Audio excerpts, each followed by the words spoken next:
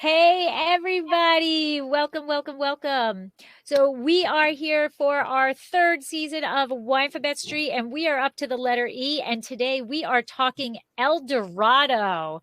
And I'm excited about this because, it's a region that you hear about, but it's not, it's not something I know very well. So I'm excited to learn more. We have a special guest here today, Kara Sather. And we're going to get to introducing her and learn all about El Dorado wine AVA. And we have I have two wines. Debbie only has one. One is coming tomorrow. But so we're going to talk about some wines, talk about the region. But in the meantime, I am your co-host, Lori. I am a WSET Level 2 graduate, Champagne specialist, UC Davis winemaking program graduate, and owner of Jersina Wines. And I am still not taking that test for Spanish wine scholar. One of these days I'll get around to taking that test. But my co-host, Debbie. I'm answering somebody in the chat, but it's not going. So for some reason it won't. Oh, I see what my problem is. Okay, I'm Debbie Window. I'm the Hudson Valley wine goddess. Never mind. I'm a certified specialist of wine, a wine location specialist in Port and Champagne, and a wine sherry specialist. I am chairwoman of the Hudson Valley Wine competition that's coming up in September. That's held at the Hudson Valley Wine Festival. It's a Saturday, September 10th, the Saturday after Labor Day. And I'm partner in a restaurant in North Wildwood called Trio North Wildwood, where that consumes me in July and August. And that's why we do it on Tuesdays instead of Mondays, because Tuesdays are my days off. And so my name is Kara Sather, and I am the executive director of the El Dorado Winery Association. I have been in this position for just about 6 years, I guess. But I've been in the wine industry for probably 15 to 20 years, dabbling in different areas. And I'm just, thankful for you guys bringing me on. Well, thank you. We are excited to learn about El Dorado. And before we get down to that nitty gritty, we're going to get a little visit from Elmo, hopefully.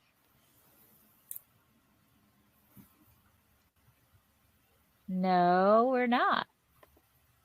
Deb? Yeah. It's there. Videos. There we go. No video. There we go. Oh, they changed it again.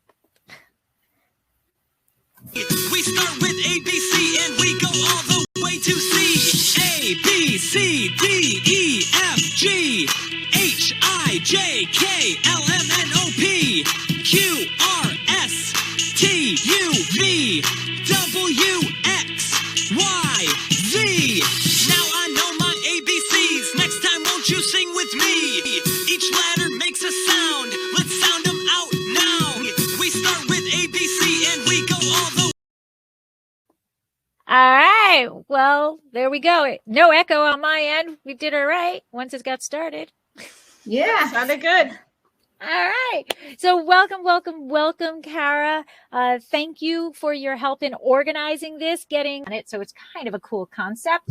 Yes. And then the other wine that I have that Debbie will be getting tomorrow is a 2016 Zinfandel from Too Good Winery. And I'm really kind of cool to learn about. There's a woman on the back. I want to know who that woman is. I don't know. There is a woman on the back. I'll have to text them and say, who's the woman on the back of the label? All right.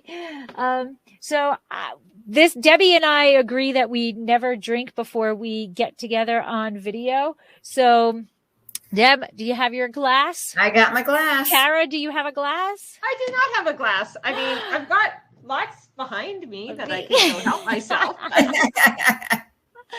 Well, we have in our glasses Skinner, and I'd like to raise a glass to El Dorado Wines and Slancha. Cheers.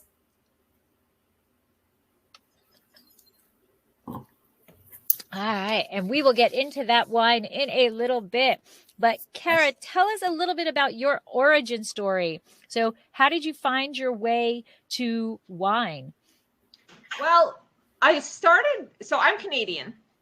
And when I was 18, my brother sat me down and he says, this is like, the drinking age there is 18. You're going to learn to like wine. And he sat me down and just took me through a whole bunch, mostly Napa Cab.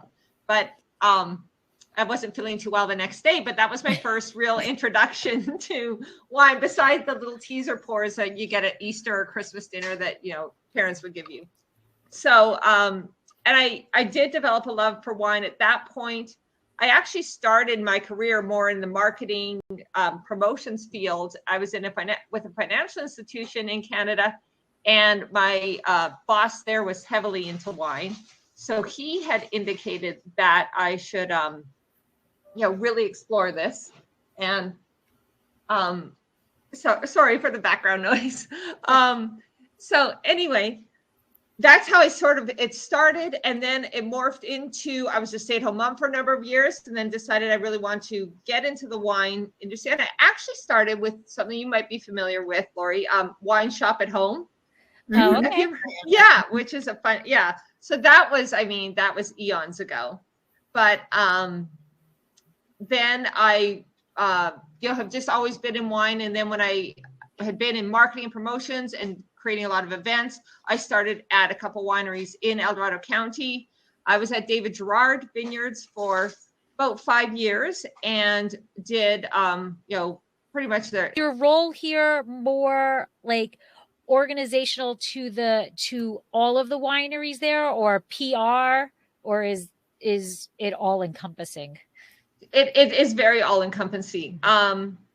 The real goal of the association is to market and promote the wines, but my particular role doesn't just lend itself to that. I also create and manage all of the events and a lot of advocacy work as well, whether it's to do with regional, state, federal politics, and during COVID, it was just a constantly changing battle where you're trying to inform the wineries on it seemed almost minute by minute basis where, okay, now you can serve wine, but you have to serve it with food. Well, now you have to be outside, but you have to be socially distant. It was like, hey, what are we doing now? What are we allowed to do? What can't we do?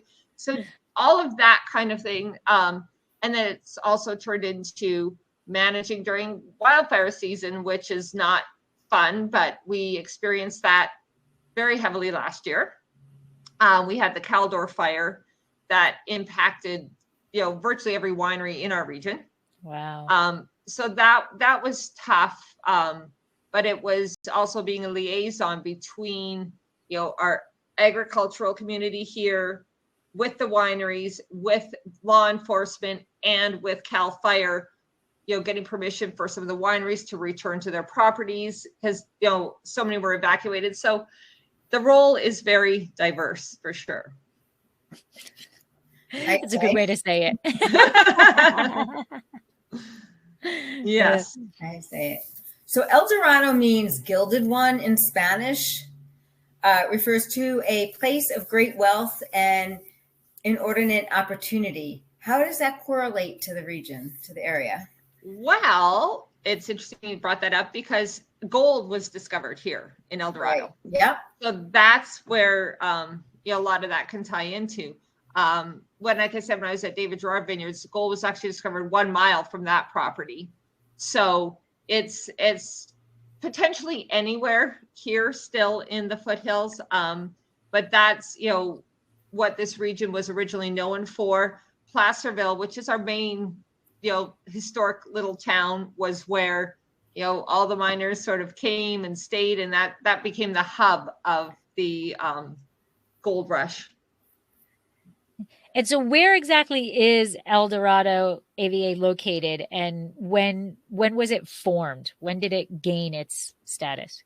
So El Dorado AVA it actually came to status in the 80s. I can't remember the exact time, but El Dorado is located between Sacramento and Lake Tahoe. There's Highway 50 that drives up through Sacramento to Lake Tahoe, and we're right in the middle of that. And we are very geographic AVA within El Dorado called Fair Play, which is also has it.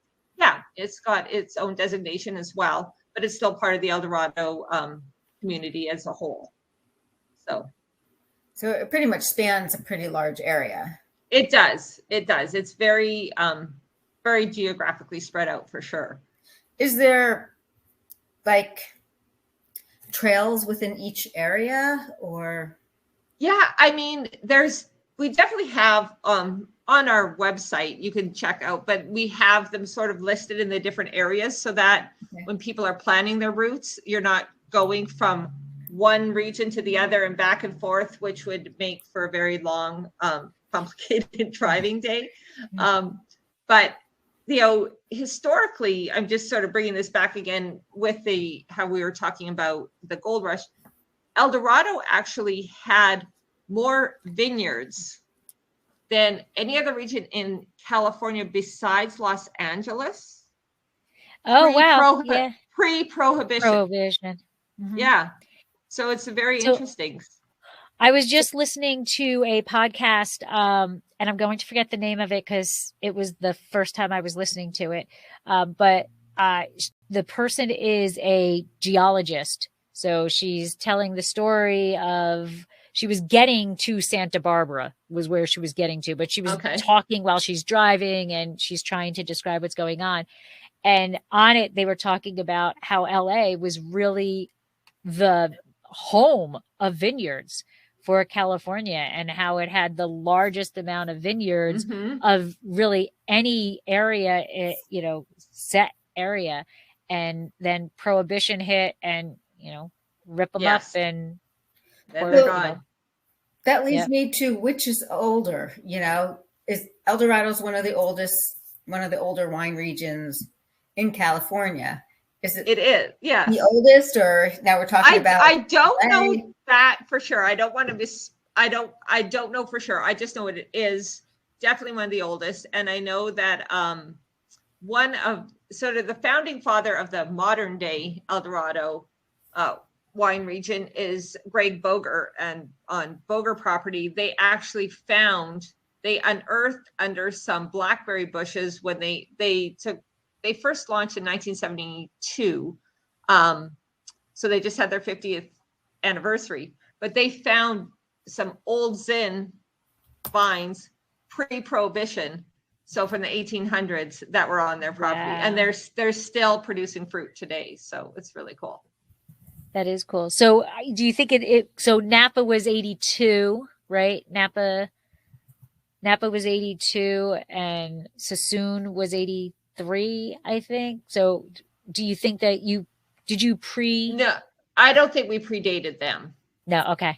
Not as an official AVA. You know what? That's something I should know the exact date of, and I don't. So I'm going to make a note to find that out. Okay. But it's been a recognized AVA for a very long time. Oh yes, it has. Yes. Okay. Absolutely. And then the fair play. Yes. That is a sub AVA or a nestled AVA, however you want to say it. Is that relatively new, or has that been its? I believe they got that in. It is relatively maybe 20 in the early 2000s, probably. Okay. Yeah. Okay. So you're saying it's very sprawled out, but it's not heavily populated, correct? Correct. Yeah. Okay. You can see the mountains in Tahoe. You can see, so it's really strikingly gorgeous. Yeah. And then the other thing that's really lends itself to our region is the fact that we have, the American River flowing through here, which is one of the top whitewater rafting destinations in the world. So it's just a very cool spot where you can come, you can go wine tasting, you can go whitewater rafting, you can go skiing, you can go, incredible hiking. We've got the Desolation Wilderness, which is another, famous hiking area. So there's a lot to do here. That's what we really kind of say is this is a region you come to experience, not just to taste wine, but to really experience all there is, the historical aspect, the active outdoor living aspect, as well as the incredible wines. Very cool. We touched. Go ahead, Lori. Oh no, I think we kind of touched about the size. Yeah, we already talked about the size and how, Yeah. That's a big area to manage. It is. It's geographically, it's and it is very spread out. And it actually, I have to laugh because we have different, passport events. So people really have to plan where they're going. Mm-hmm. And I always send out, customers, survey and feedback on, what they liked about the event or any suggestions or comments. And I did have one person comment once that the wineries need to be closer together. Yes.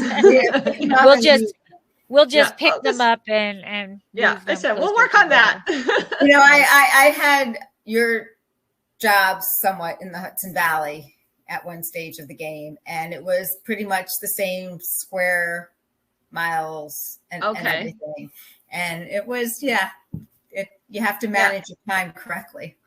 Yeah, I mean, there's definitely, like, you can go to our different pockets and hit a number of wineries in one area, but that's also why we have an event coming up called Winecation, which is actually taking place September 17th, 18th. But it really gives people a chance to sort of come here, have a little vacation, but you can go to one region one day, go to another region the other day. Just because it is so spread out, it becomes difficult to do more than one in a day. And now with it being that spread out, what's the soil compositions within it? Is it generally all the same, or with it being that spread out, is it, this pocket has limestone, this pocket has calcareous, this pocket, Absolutely. It is very much spread out. That's part of what we celebrate here is our diversity. We've got an incredible diversity of soil types, and actually one of the grandfathers of Lava Cap, which is one of our more established wineries, he was a geologist. He did an entire soil study. So anyone who really wants to dive into it, it's available. But we've got a lot of, decomposed granite is common here. Limes, it's just so diverse, again, because of the history of the region. So Lava Cap actually does, have, it was on an old lava cap. So they've got, that flowing into it. Then they've got with so much to offer that it allows us to produce over 70, commercially produced varieties of wine, just because we can, and we can do it well. That's amazing. And even if you think about it, if your lowest vineyard's at 1,200, you're high altitude, or kind of, Yeah. So you're going from high altitude to really high altitude. Exactly. What's the weather like? I mean, you must go from, you go to extremes. I mean, yes. You get frost, and does it kill the vines? I mean, yes. You probably yes and yes. Yes. Yes. So it's interesting you asked me about the frost this year. So, I mean, today, right now, it's warm. It's over 100 degrees here today. But then we do get snow. So we have this whole wide range, and we did experience a late frost this year, which was challenging, and it did have an impact on, some of the fruit. So they're not going to be able to have as an abundant harvest as, typical years. But the other thing is they're also looking at that fruit as being really concentrated. So the wines that do come from this year should be absolutely outstanding. They're just might not be as much of it because there's not as much fruit. So walk me through what your seasons are, because you have all 4 seasons, I'm assuming. Yes. So compared to you and Hudson Valley, so we do have, right now we're in the heat of our summer, and this is like the dog days of summer. Mm-hmm. It's hot. And we do at least get cooling nights still, and the the winds that flow, the breezes that come off the rivers help to keep the vines cool at night. So that's also very helpful. Then we move into, unfortunately, we don't get a lot of rainy season because we are in the California drought area. But we do get some rain in the late fall. but we can have absolutely incredible, beautiful 70-degree, 75-degree days in November. But then we can transition quickly into December and you can have snow and ice. So we definitely go through that. And then the springtime here is just gorgeous because everything is lush and green. That's when we do see some rains and it's so breathtakingly beautiful. And then we move into the heat. So you did mention kind of some of the geographical parameters that affect the El Dorado, like you were mentioning rivers and things like that. So like what are the features geographically? You said you had the Sierra foothills, right? Right. Rivers. So I mean, yeah, so if you look at the whole terroir of the region, we really have the ability, we have many microclimates because of, so you can combine the elevation, right? Like as we talked about, going from 1500 to 300, that has an impact on the wine varieties and what grows better at higher elevation. It lends itself to a lot of canopy management when you're looking at the vineyards, because you got to make sure during these hot summer suns that the grapes aren't getting sunburned, that type of thing. What grapes are going to do what, better with a southern exposure, because we've got the hills. So we've got all these different, faces that you can, whether you're planting. So all of those factors, and the soil types. So we have the soil types, we have, the cooling prevailing winds that come off of the rivers to keep things cool in the evenings. We've got the heat of the summer, we've got the elevation. So there's a lot of factors that combine that really allow the winemakers here to kind of have that pioneering spirit. And that's why we have, this kind of like, you want to say you can taste the world of wine right here in El Dorado, because you've got a lot of yes, varieties. So what grows well and where? Because I would assume, there's certain areas that Pinotage might grow well, and Zinfandel will grow well, and all these different varieties. It grows. It's interesting you say that, because each area has different pockets that can grow different varieties well. So it's hard to define like, oh, in Fairplay, this grows well, in, this area, this grows well, because within one property or vineyard, they can have multiple different varieties that grow well, depending upon all those other influences that we talked about. But one definite common thread that you see is Rhone varietals. We see a lot of Grenache, Mourvedre. Mm-hmm. They do exceptionally well in this region for sure. As well as some of the, Zinfandel and Barbera, of course, is also very common in this region. But, Grenache Blanc is another one that is outstanding. So we do have the ability to, depending upon the creativity and to a certain degree, the risk of, the different winemakers or vineyard managers or winery owners, that's why we have this sort of plethora of wine varieties here. I don't know if that really answered your question, because it just... You did, pretty much, because like in this Skinner, I'm going to use what we're drinking here. Right. It's a good time to talk about the wine, I think. Sure. Yeah, there is in this wine, there are grapes that I've actually, first time for me, like the Petite Bouchette, the Tressau. I actually had to look them up, they're a first for me. And I'm terrible at pronunciation. Carignan? Yeah. Carignan? No, not Carignan. No, Counoise. Yeah, Counoise. And actually it says it's grown in New Jersey, California, and Washington, and Chattanooga.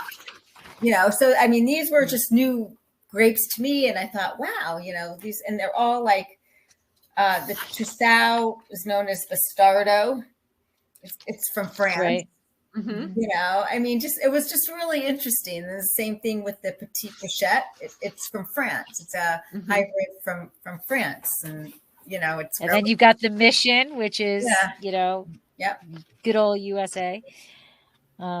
Yeah, and that's one of the things that when I was like looking around at multiple wineries, it's almost like everybody's like, we're proud of the variety. We don't want to be singled out.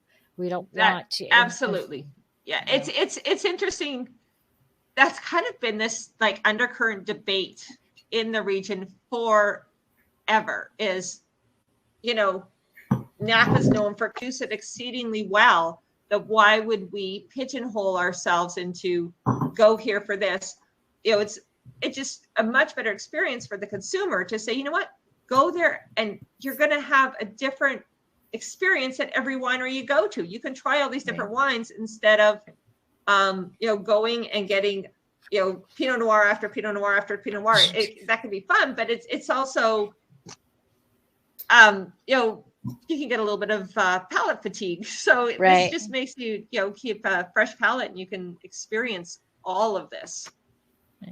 So on Skinner's tech sheet for this 2019 Native Red, it says an approachable blend that incorporated all of our strange legacy fruit married with varieties that are more common, but nevertheless El Dorado through and through, radiant and wild.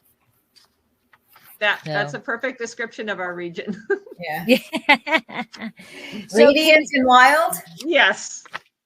I would say that. I mean, but there's also definitely, I don't want it to, we talk about our pioneering spirit, but it's also a very pleasant experience. The wineries are, very beautiful and well appointed. I don't want to give this impression like you're going to pull up and be drinking out of the back of a pickup truck or something. I've done that before. I do it. Nothing I do it. That.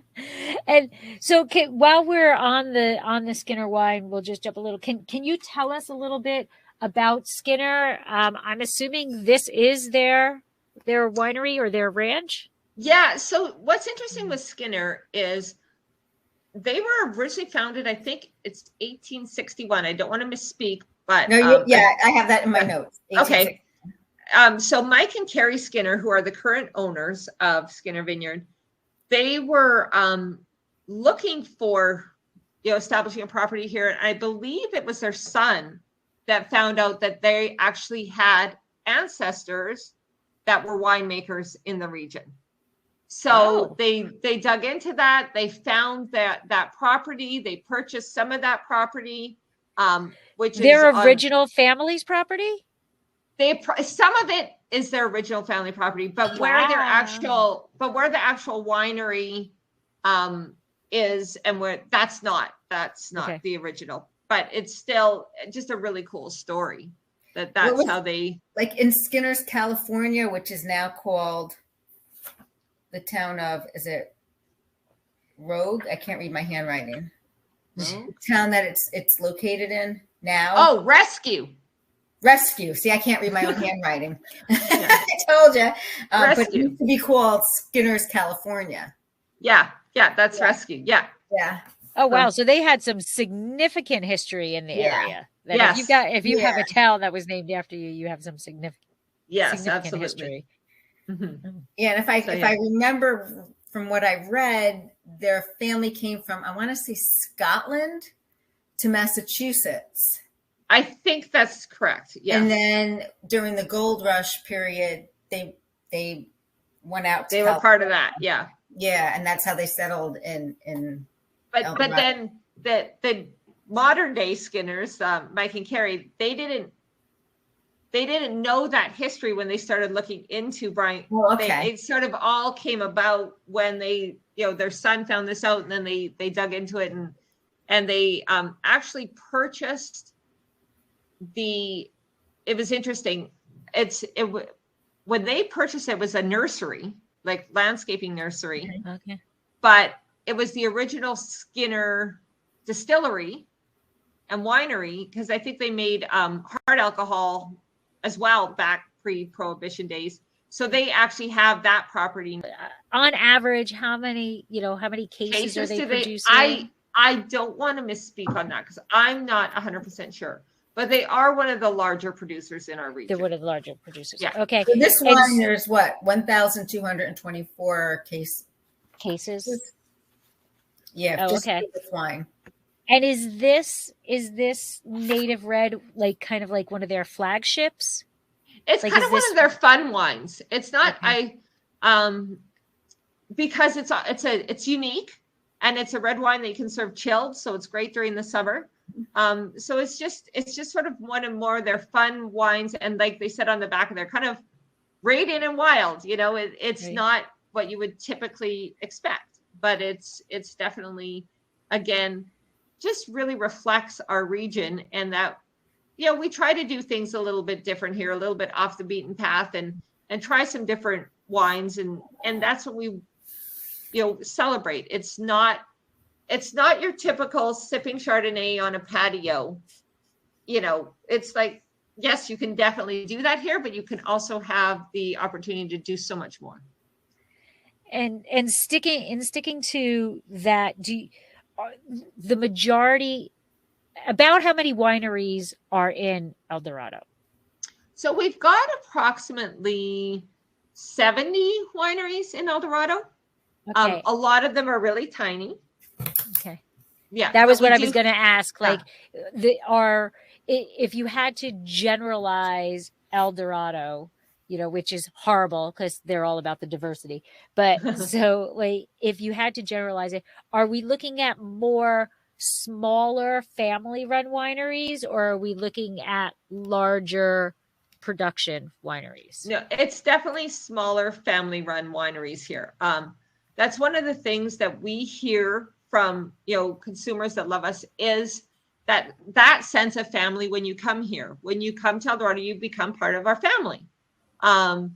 We're, you know, when you go to the wineries, you often will have the winemaker. You can meet the winemaker. They'll serve you the wine. You'll meet the owners. Like, that's typically how a lot of them run. Even the larger wineries, such as Boger or Lavacap, it's still all family run. Okay. And now, what would you consider the, you know, with such a large region, what would you consider that center point to be? Like, if people wanted to come to El Dorado and, you know, say, all right, I'm going to start my point here because it's the center point, where would you say they should go? It's hard to say. I mean, Placerville is probably, I mean, there's sort of two main hubs, I guess you could say. As you come up 50 from Sacramento, the first place you're going to enter is El Dorado Hills. There's not really any wineries right in El Dorado Hills, but that's kind of a starting point. It's got some more hotels or accommodations, so people can, you know, and it's more modernized. Like, you know, it's got the beautiful architecture, the town center with all the shops and the, you know, the movie theaters and the restaurants, that type of thing. You know, more of an upscale. I don't want to use the term strip mall because that sounds, you know what I mean? But it's beautiful in and of itself, but modern, beautiful, more contemporary. When you head up the hill, then you get to Placerville, which is really more of the hub of El Dorado in and of itself. So it's a historical city, as I mentioned before, where the gold rush is. And Main Street Placerville is just one of those super charming, quaint little districts where you have the historic hotel, you have the little antique shops, but then you also have the clothing boutiques and the fantastic restaurants. So it's a really fun place to visit, and you can start there. We've got a few wineries on Main Street that you know, you can start your adventure there and move out from that point. Okay, excellent. Now, there's different areas that encompass the whole region. Can you speak a little bit about each individual area? Sure. So we'll start with the Coloma Lotus region. That's where, as I had mentioned, I worked at David Gerard Vineyards. That's where David Gerard Vineyards is located. And there's a few different wineries down there, but that's a really cool historic spot where you can go and experience what life was like back during the gold rush. They, especially during the summer, they have historical figures dressed up, walking the little streets, and you can try gold panning. They have a little museum. They have the remnants of some of the buildings. Like there's the old jail cells that are all stone walled that you can go walk through. And I'm going to cut you off for 1 second. I think that when I was a kid, my parents took me here. They probably did. Because I remember being locked up in a jail, and I remember, and somewhere in my house in New Jersey, because I'm sure my mother hasn't thrown it away. I've got a little bag with my little gold in it. Nugget. Aw. Yeah. Like, no, I didn't win. I didn't get the nugget. I got like the little dusting stuff. And they're like, here you go. Whatever. But like, as you're describing it, and that's so weird because as you're describing it, I'm like, I've been here. That's really cool. Yeah. So the actual place where it was discovered is called Sutter's Mill, and that you can go visit that. And again, it's got some cute little restaurants, and it's a real summer kind of area because it's also on the river, because that's where the gold was discovered, and that's the American River. So that's also where all the whitewater rafting is based out of. So there's a number of whitewater rafting companies down there. So that's just another aspect of El Dorado that you can experience and have fun. So that's the Baskerville area. Then as you head further east up towards Tahoe, you'll run into Apple Hill Camino area. Apple Hill is locally very popular tourist attraction starting in about September to December, really becomes Apple Hill season. Later on in September, but that's where you can go. I mean, there's just ranches upon farms. You can get all kinds of different, locally produced produce. They have the most amazing apple donuts. But there's all these different fun ranches and things to do, and kids come in. Then you run into the pumpkin picking season where you can all get your pumpkins, and then it morphs into the Christmas tree farms. So that whole region has all these farms and wineries, spread all amongst them. So it's a great place to visit as well. And then when we head back over to South County, which is where the Fairplay region is, there's a couple pockets there. We have the, the Pleasant Valley area where we've got a number of different wineries there that are absolutely stunningly beautiful and gorgeous. And a lot of them tend to produce Rhone wines, so they're fantastic. And then you move into Fairplay, which is really kind of like they kind of say the hidden gem of the region. They've got some outstanding wine producers in Fairplay, and that region is really growing as well and doing a fantastic job, and has some unique properties. One of them, Saludi Cellars, recently just opened up horseback riding on their property, so you can actually go get on a horse, do some trail rides, have some wine. It's a lot to experience in this region for sure. When you say it's an evolving area, do you see, new wineries coming to play? Yes, we do have new wineries coming all the time, and constant interest, because we've got a reputation for having really high quality wines here and high quality fruit. The fruit here, many wineries from Napa and Sonoma will purchase fruit from El Dorado to help add to their wines in their region, because it's just really amazing quality here in this region. And because we have that diversity again, so they can sort of pick and choose what they'd like to play with, I guess. And so going back to my previous question of the size of the wineries and things like that, okay. Do we see a large portion of wineries that have their own vineyards, or do we see more farmers that are then selling their fruit to wineries? A combination of both. Yes, we do have a lot of wineries that have their own estate fruit and make it, but then we do have a lot of vineyards that sell to local producers as well as, as I mentioned, to other regions. Okay. And so you had mentioned that Fairplay, I think that's which was when you said was an actual sub-AVA or nestled. Yeah, they have their AVA. own AVA designation. Yeah. Okay. But the other areas, the Coloma, the Apple Hill, the Pleasant Valley, they're not sub AVAs. No, just they're kind not. of They're just okay. regions within El Dorado. Yes. Fairplay is the only other AVA designated region within El Dorado. So when I'm looking at these two wines here, so the second wine is Too Good, which I'll show here. The Skinner says El Dorado. And this actually does say Fairplay. So do the majority of the wineries in Fairplay use that AVA designation, or do more?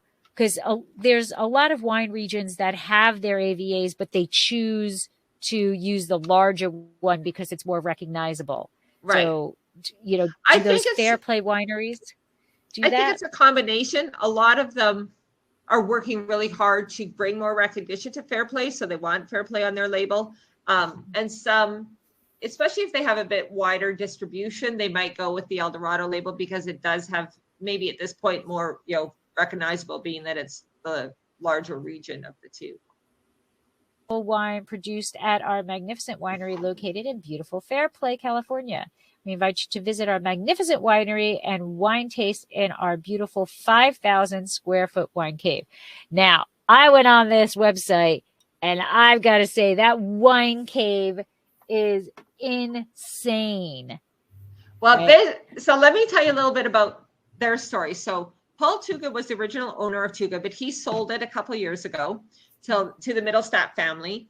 And so it's primarily run by Kayla and Tim, and Brad is also involved. And they have two locations. They have one on Main Street in Placerville, and then they've got the one you're talking about, the caves, and they are doing amazing things on that property. They've really enhanced it. They've also are putting in I don't know if they're in place yet, but they should be soon. Some really cool little tiny home places where you can stay, like an Airbnb. And they all face a pool, which is on the vineyard property. So you can walk up from your tiny home to a pool that's in the middle of a vineyard. So how amazing is that? That's pretty darn nice. So that's pretty incredible. And they're also revamping, adding in a whole new tasting room and restaurant that will be going in on their property as well. So that in and of itself is going to become its own destination with the little, I think they'll have maybe 4 or 5 of the little tiny homes that you can rent. And so they're doing some really cool things. And their winemaker, who makes wine or is a consulting winemaker for a few wineries in El Dorado, is Marco Capelli.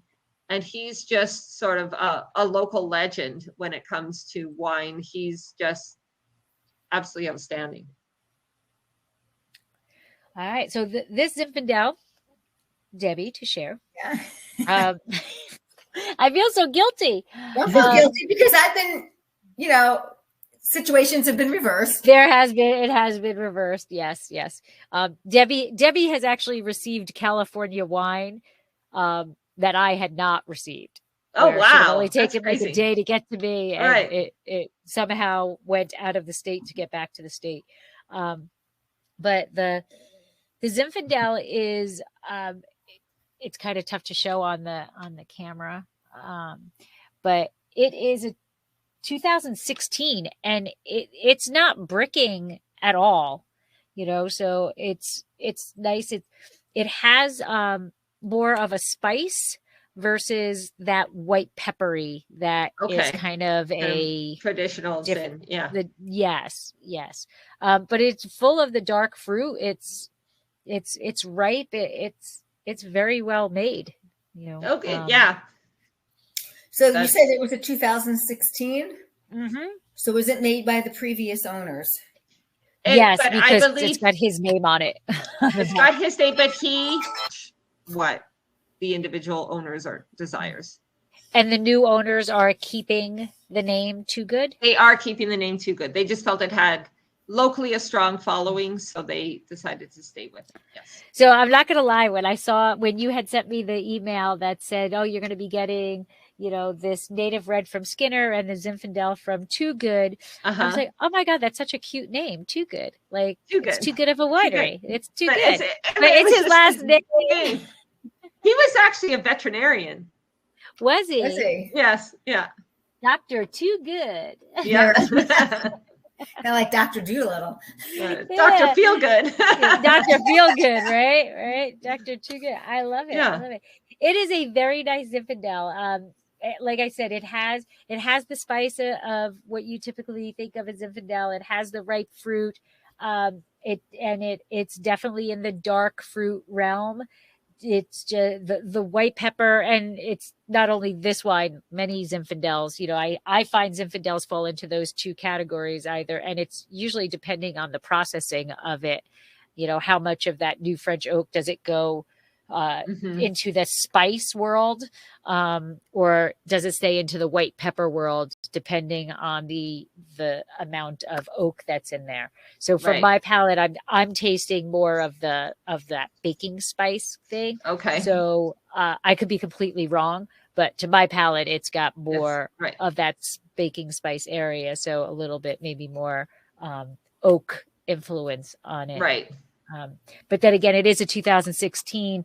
I don't know when it was bottled. So how long did it spend in the barrel? That makes the difference also. Absolutely. Yeah. But that cave, there's barrels in the cave. Obviously there's barrels in the cave, but they also look like you can have like private dinners or private tastings in the cave. So yeah. It really is. It was beautiful. There's a few different wineries in the Fairplay region that have caves. If people are into caves. Yeah. That is pretty really, cool. Caves have a certain element. It's kind of They cool. do. And it keeps everything temperature controlled. Yeah. But I remember the first wine cave that I went into. It's something you remember all the time. You walk in and you're like, oh, and it was actually the first cave that we went into was Clos Pegase. So not only was it a cave, but they had, they had beautiful artwork down there. And, that's one of the first ones I went into too. When I was talking to you at the very beginning about how my brother introduced me to wine, one of them was a Clos Pegase cab. Yeah. And so when I first visited Napa, I was like, I have to go there because that was like one of the first wines that I enjoyed. And it's a beautiful winery. And when you go into that cave, it is mesmerizing, the artwork and the statues and everything that are in there. Yeah, it's incredible. But caves are, wine caves, as even outside of the functionality of the wine cave, there's just a romanticism about them. And, to be able to sit down and have a dinner in it or a tasting in it is pretty. But it's funny because this article, I think, was from like 2015. So years and years ago. And what it says is that one of the best things about El Dorado is that they celebrate diversity, not having a signature grape. And it's cool to know that, that was 2015 or somewhere around there. And that's still what's going on. There's still little disagreements amongst some of the wine, but, I think at this point, everyone's trying to embrace it because that's what we're going to do. The one varietal that had popped up on occasion is that people were saying we should be Syrah because no one's really owned Syrah.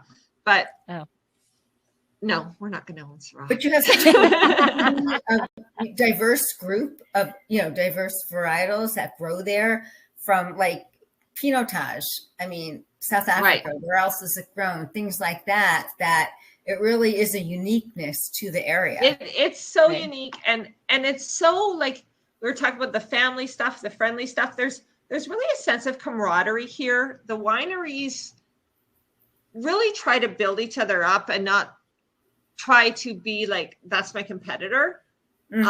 Instead, come to this region. The rising tide floats all boats, and let's all work together and build this region, harmoniously. And that's what a lot of the wineries do. They help each other out, and it's really great to experience that.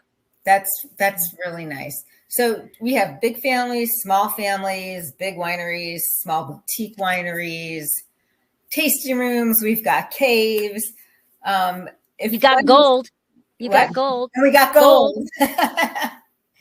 So if one was to visit the area, are the wineries, do they take appointments? I mean, lots of things have changed since COVID, where you can Right. just go from tasting room to tasting room or whatever. Do people take appointments, or if someone was coming to the area, should they map out where they want to go, make appointments, look at events, what kind of events that they're having, where to stay? You can do all of the above.